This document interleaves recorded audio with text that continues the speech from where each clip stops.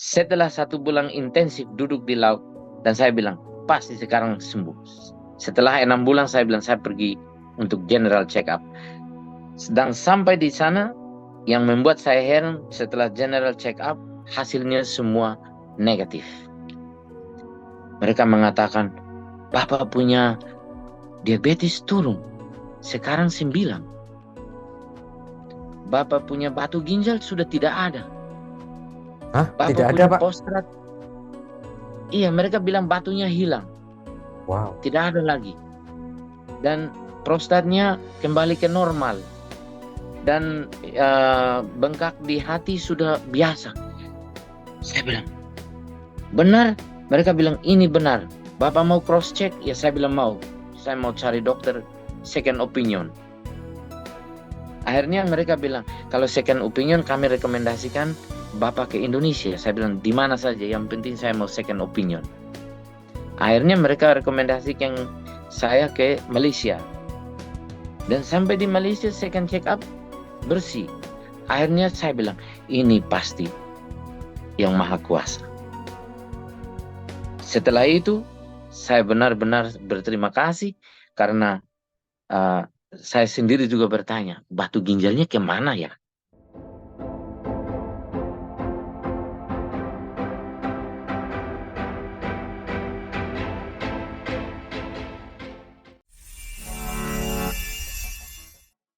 Ya, halo, apa kabar pecinta Rumah Sehat Nuswantara? Assalamualaikum warahmatullahi wabarakatuh. Om Swastiastu, Rahayu. Saya doakan malam ini Anda dalam keadaan sehat dan berbahagia tentunya. Kembali hadir ke hadapan Anda satu dialog inspiratif yang kami kemas dalam Inspiratif Talk Show Rumah Sehat Nuswantara. Kali ini akan kami hadirkan satu kisah yang sangat mengharu biru, kisah yang ajaib, kisah yang menguras air mata. Seandainya Anda mendengarkan langsung dari narasumber kami ini dan bisa bertemu langsung. Kenapa? Karena benar-benar luar biasa beliau ini menjalani kisah kehidupannya yang sempat sampai ke titik nol kehidupannya. Nah, titik nol kehidupan yang beliau alami ini bukan hanya soal finansial, bukan hanya soal bisnis, bukannya soal kehidupan keluarganya, tetapi juga soal kesehatannya, yang mengantarkan atau yang menempatkan beliau ini benar-benar berada di satu momen yang sangat tidak berdaya, tetapi atas perjuangannya kemudian beliau bisa berhasil pulih, bahkan recovery untuk kembali lagi ke posisi seperti semula. Nah, di judul video ini sudah kami sertakan ya bagaimana sebagian yang beliau alami, penyakit di tubuhnya itu bisa sehat kembali, yaitu diabetes dan batu ginjal. Nah, ajaibnya batu ginjal yang ada di dalam tubuhnya ini ternyata bisa lenyap begitu saja tanpa tahu kemana itu batu ginjal yang ada di dalam ginjalnya itu. Ajaib kan? Nah, mari segera kita ikuti perbincangan kita dengan Bapak Doni ya. Dan beliau tidak lokasinya lumayan jauh loh dari saya. Saya di Jogja dan beliau ada di Timor Leste, negara tetangga kita. Halo, selamat malam. Apa kabar Pak Doni? Selamat malam semuanya di RSN. Terima kasih, sangat baik. Masih sangat baik, kondisinya baik sekali. Puji Tuhan, semua sehat walafiat. Iya, terima kasih Pak Doni sudah berkenan hadir malam hari ini untuk membagikan kisahnya yang sangat dramatis ya. Awal tahun 2023 ya Pak ya, 1,5 tahun yang lalu ya, Pak Doni waktu itu menderita sakit yang lumayan parah ya. Waktu itu diabetes ya Pak, gimana ceritanya Pak? Iya, waktu itu saya punya diabetes yang waktu itu saya pergi ke dokter hampir setiap minggu, pergi check up. Dan setelah itu kan saya minta untuk membuat check up yang overall gitu, general check up. Setelah general check up, mereka mengatakan bahwa wah, Bapak ini harus hati-hati. Saya bingung. Saya bilang, ada apa? Bapak punya diabetes, sekarang ini sudah mencapai 400 ya, 400 atau 20-an. Saya bilang, kok bisa tinggi? Padahal saya bilang, minum obat apa gitu. Akhirnya mereka kasih obat tapi tidak turun-turun. Akhirnya kan setelah general check up, bukan saja diabetes, ternyata ada batu ginjal, ada prostat, kemudian ada bengkak di hatinya, semua itu jadi. Dan batu ginjalnya mereka bilang ini harus operasi karena dua-duanya ada di kedua ginjal semua. Akhirnya saya bilang, wah, ini situasi yang sangat susah buat saya waktu itu karena saya sendiri dan keuangan juga tidak ada. Saya bilang, ini tidak ada solusi lain, ini mungkin saya harus menyerah. Tapi setelah itu kan saya bilang, oh ya, saya dengar orang bisa menggunakan obat tradisional bisa mengobati semua ini. Tapi obat tradisional ini benar-benar harus percaya kepada alam semesta. Nah, karena di Timor Leste juga banyak tradisi-tradisi yang menurut leluhur kan mengajarkan kita untuk bagaimana menghargai alam semesta. Akhirnya saya dari situ kan saya mulai untuk bersatu dengan alam semesta. Itu harus ada paduan-paduan tertentu, ada pelajaran-pelajaran tertentu. Belum tentu harus begitu saja, kita mau belajar bagaimana. Ya akhirnya kan saya ke YouTube. Saya bilang, wah, coba cari-cari di YouTube. Setelah kira-kira setelah 1 bulan begitu, akhirnya saya dapat. Saya bilang, saya lihat paduan di RSN itu saya dapat tanggal 13 Mei. Saya dapat di YouTube itu muncul ada bincang-bincangan.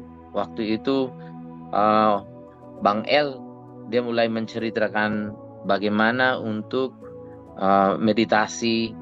Akhirnya saya bilang, mungkin ini baik ini.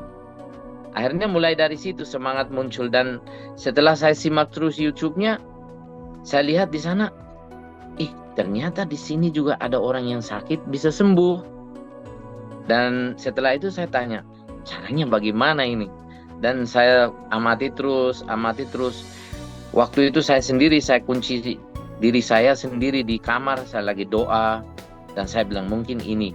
Dan saya merasa diri saya itu sudah mulai keringat, panas begitu.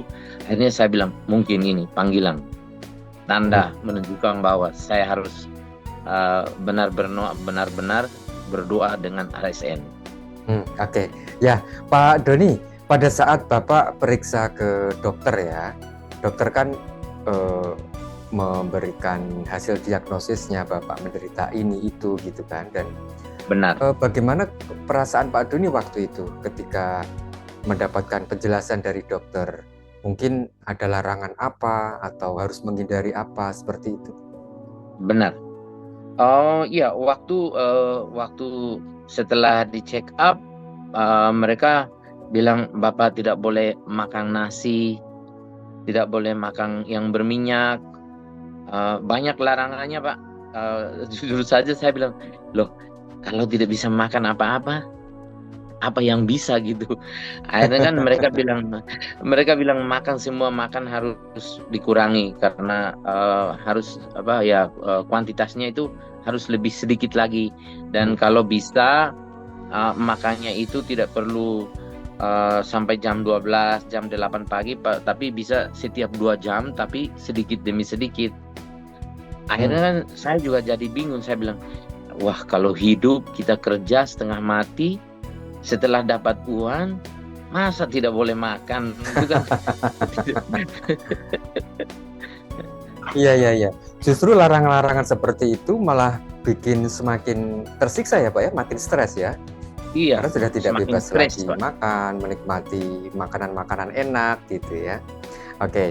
Nah, tadi Pak Doni menyebutkan bahwa masuk ke RSN atau mencari solusi untuk sakit yang dialami itu dengan mengikuti apa yang sudah pernah dilakukan Bang El gitu. Nah, Iya. menurut Pak Doni apa yang paling menginspirasi dari kisah yang pernah diceritakan Bang El di video itu? Waktu itu saya nonton satu video dari Bang El di mana dia sedang membooster beberapa orang, dan setelah booster orang itu dia sharing penyakitnya sembuh, dan waktu itu penyakitnya kalau nggak salah penyakitnya itu ada penyakit dalam yang saya kurang Cancer? mengerti saya kira kanser, ya. Satu ibu dia sharing sampai itu dia tidak minum obat, dia bisa kehidupan dia kembali ke normal. Akhirnya saya bilang kanser lebih parah dari diabetes, dan kanser lebih parah dari batu ginjal. Kanser lebih parah dari prostat. Kanser lebih parah dari bengkak hati. Jadi ini kalau kanser bisa, kenapa ini tidak bisa? Pasti bisa. Wow, luar biasa ya. Artinya Pak Doni juga perlu berbekal keyakinan yang kuat ya Pak ketika menempuh jalan mencari solusi ya. Iya. Nah, yang Pak Doni lakukan ini kan mencari jalan ke dalam ya Pak. Bukan mencari jalan keluar. Iya. Betul kan Pak? Nah, bagaimana Benar. pandangan Pak Doni tentang ini? Mencari jalan ke dalam. Pertama kan setelah menemukan RSN, saya baca kan waktu itu tanggal 14, saya lihat di situ member-member di kelompok 1, 2. Akhirnya di situ ada pengumuman bilang kalau mau masuk lebih dalam, masuk ke VIP. Akhirnya ya tanggal 14 saya langsung saya harus bayar ini. Saya bayar dan saya masuk, doanya mulai tanggal 15. Karena di situ setelah saya masuk di VIP, di situ ada paduan-paduan yang lebih dalam, dan saya lihat orang mulai sharingnya ramai sekali, pengalaman-pengalaman di situ. Akhirnya saya bilang, saya harus tekun berdoa, berdisiplin, dan mendengar ke diri saya. Semua penyakit ini bukan karena dari luar, tapi semua ini adalah dari dalam. Dan saya harus mulai disiplin dari dalam. Akhirnya dari situ memang saya tekun sekali untuk berdoa. Dan saya pertama mulai dengan pagi jam 12, kemudian jam 10 malam. Tapi setelah satu hari saya lihat Bang El juga sharing di situ, bilang mau bernafas itu nggak perlu untuk jam-jam tertentu ini, di mana saja, di toilet pun bisa, di dalam mobil pun bisa, di mana saja. Akhirnya saya bilang, kalau gitu bisa di mana saja. Akhirnya saya setiap kali saya kerja, saya duduk di depan komputer, juga saya bernafas, konsentrasi untuk bernafas. Dan juga kadang-kadang saya bawa mobil, saya coba usahakan untuk bagaimana sambil membawa mobil tapi bisa bernafas, mengontrol emosi. Akhirnya kan setelah 1 bulan saya lihat emosi saya hilang, saya sudah merasa lega, dan ya semua orang yang saya dulu marah segala macam, saya lihat sudah mulai dekat. Saya bilang, ini perubahan, sudah ada tanda-tanda. Wow, luar Makanya biasa ya. Ternyata bukan hanya kesehatan tubuh ya Pak ya, efeknya? Iya, bukan hanya kesehatan Pak. Sampai pada apa Pak, vibrasi ya? Iya. Setelah itu kan saya belajar dari tulisan-tulisan Bapak juga di situ, dari teman-teman yang lain mulai menjelaskan tentang vibrasi, kemudian energi, vibrasi, frekuensi vibrasi dan frekuensi. Dan saya mulai cari. Ini dulu saya belajar sebagai seorang insinyur, frekuensi itu begini, vibration itu begini, dan energi itu begini. Sekarang bagaimana untuk membuat 3 ini ke dalam hubungan diri saya dengan alam semesta, dan lebih-lebih saya sebagai seorang agama, percaya kepada Yang Maha Kuasa.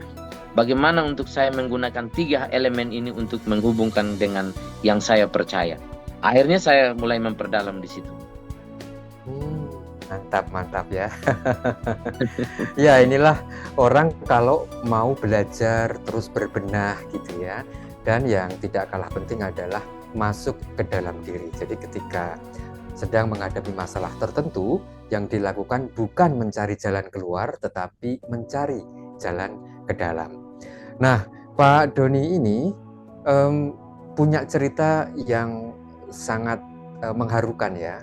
Tadi beliau baru menceritakan tentang kondisi fisiknya yang mengalami keluhan.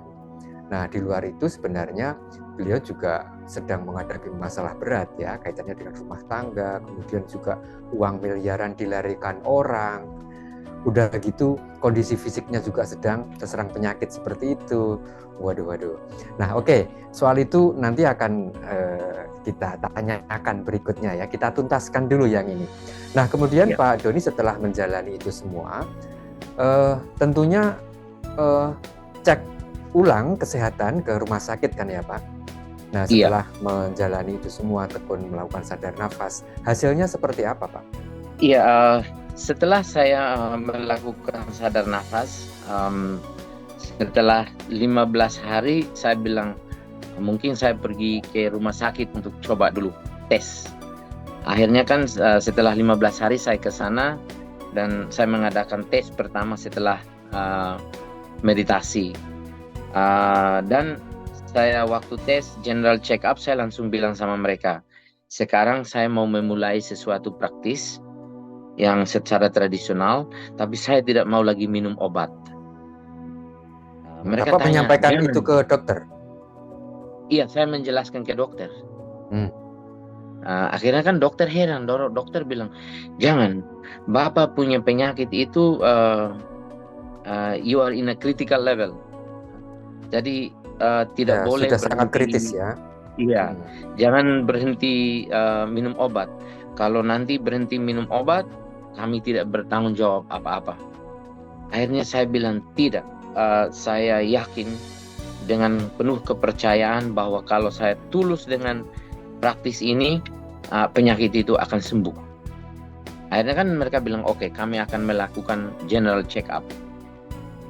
Setelah 15 hari, karena saya bilang mungkin 15 hari ini harus intensif. Akhirnya mereka buat general check up, mereka bilang, oh, Bapak punya gula darah turun 3. Waktu itu biasa regularnya itu hampir 400. Mereka bilang ini hanya 300, waktu itu 386. Mereka bilang sudah turun. Saya bilang, wah, puji Tuhan. Saya bilang begitu dan saya bilang berterima kasih kepada Yang Maha Kuasa dan alam semesta bisa turun. Akhirnya saya minta yang lain bagaimana? Akhirnya mereka bilang, oh yang lain masih sama, jadi Bapak harus minum obat ini teruskan. Saya bilang tidak, saya tidak mau. Akhirnya kami diskusi panjang lebar, saya bilang oke, saya pulang.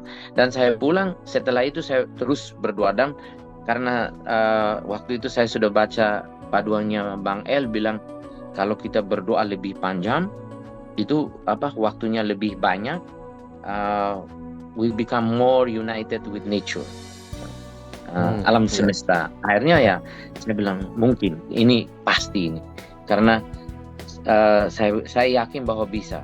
Dan dalam waktu yang sama, waktu itu Bang El juga share dia punya kehidupan. Itu dia menuliskan tentang kehidupannya, bagaimana dia awalnya dia memulai RSN, dia harus tinggal di penjara, semua orang keluarga menolak dia, begini begitu. Akhirnya saya bilang, wah, ini orangnya. Mungkin saya dengan orang ini pasti kehidupannya sama, tapi jalannya beda. Akhirnya kan di situ saya sudah mulai. Saya bilang, wah, ini saya harus intensif lagi berdoa. Dan di situ juga saya melihat bahwa Bang El mengatakan bahwa carilah tempat-tempat yang sakral. Energinya besar. Ya, energinya besar. Akhirnya saya pikir energinya besar itu di mana? Tempat-tempat kan saya mulai bertanya. Saya bilang, wah, saya harus pergi duduk di laut, di gunung, di kali, di sumber air. Akhirnya saya mikir sumber yang paling besar itu dari laut. Dan akhirnya bermalam-malam saya pergi duduk di laut. Kadang-kadang saya duduk dari jam 10 sampai jam 6 pagi. Duduk di laut, berdoa di sana. Dan itu intensif, Pak. Intensif. Setelah 1 bulan intensif duduk di laut, dan saya bilang, pasti sekarang sembuh. Setelah 6 bulan saya bilang, saya pergi untuk general check up. Dan sampai di sana, yang membuat saya heran, setelah general check up, hasilnya semua negatif. Mereka mengatakan, Bapak punya diabetes turun, sekarang 9. Bapak punya batu ginjal sudah tidak ada. Hah? Bapak Tidak ada, punya Pak? prostat. Iya, mereka bilang batunya hilang, Wow. tidak ada lagi. Dan prostatnya kembali ke normal. Dan bengkak di hati sudah biasa. Saya bilang, benar? Mereka bilang, ini benar. Bapak mau cross check? Ya, saya bilang mau. Saya mau cari dokter second opinion. Akhirnya mereka bilang, kalau second opinion kami rekomendasikan Bapak ke Indonesia. Saya bilang, di mana saja, yang penting saya mau second opinion. Akhirnya mereka rekomendasikan saya ke Malaysia. Dan sampai di Malaysia second check up bersih. Akhirnya saya bilang, ini pasti yang Maha Kuasa. Setelah itu, saya benar-benar berterima kasih karena saya sendiri juga bertanya, batu ginjalnya kemana ya?